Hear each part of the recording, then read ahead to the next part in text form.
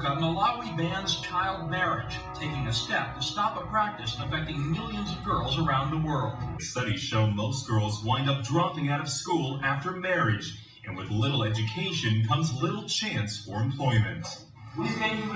Women's groups argue one of the best ways to keep girls from getting married is to educate them.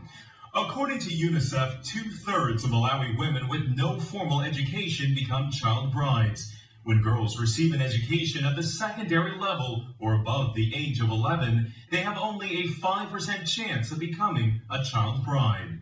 Yet the problem of young girls marrying is worldwide. 1 in 3 girls across the world were married before the age of 15. The actions by the Malawi government match a trend. The average age of a first marriage is increasing.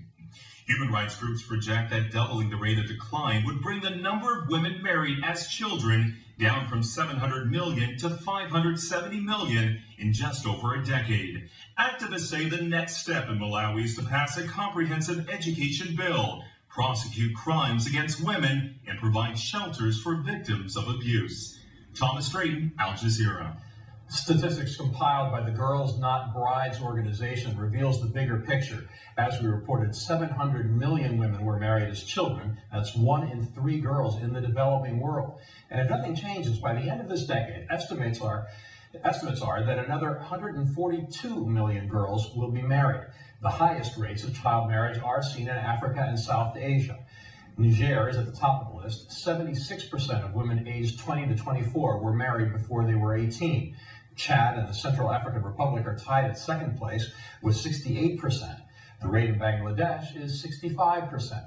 There are no official statistics in the U.S., but a 2011 survey conducted by Tahrir Justice Center identified 3,000 cases of reported or suspected forced marriages involving girls younger than 18. Earlier, I spoke to Denise, one of the drivers of the legislation that passed in Malawi. She is founder and executive director of Let Girls Lead, and she says enforcing the new law will pose a big challenge.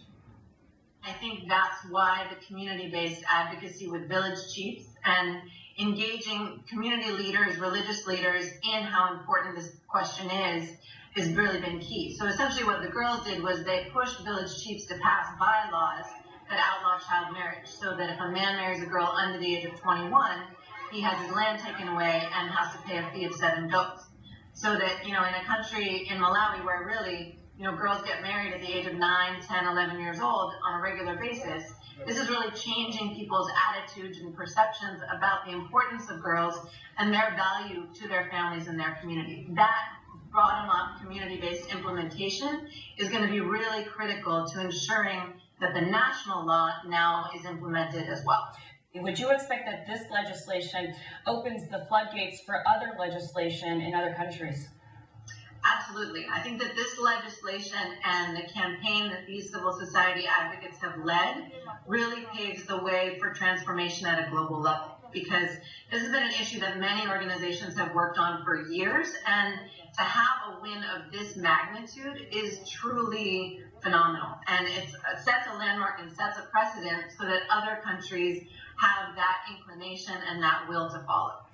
When we think about child marriage, the UN has actually said it qualifies as a human rights violation. Other people would say it is child abuse, but I understand it also has economic impact for these young girls and for economies at large.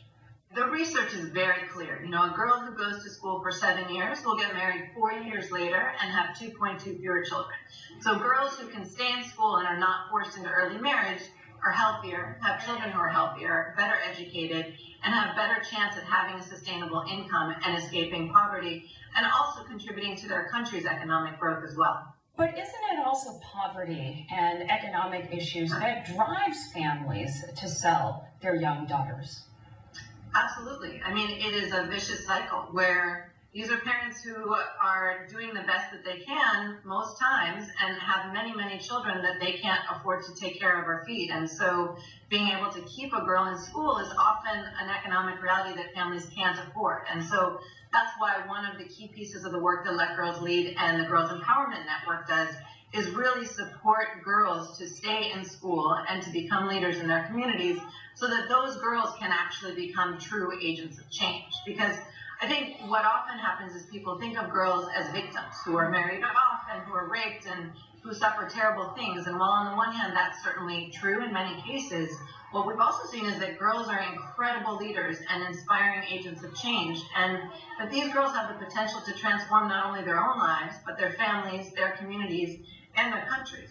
So the parliamentary vote on this legislation, I understand, was unanimous, this vote to ban child marriage. Is Malawian society in line with this, or does it remain divided on the issue? That's a great question. You know, it's been a long time coming, and so there's been a really strong and growing grassroots movement led by the Girls Empowerment Network and the Adolescent Girls Advocacy Network and other key partners. And what they've been really, really strategic in doing is engaging local leaders, local communities, village chiefs, religious leaders, both from the Muslim and Christian communities, in a dialogue about the importance of investing in girls' rights. And I think what really made the difference in this case was the ability to engage girls to advocate for their own rights.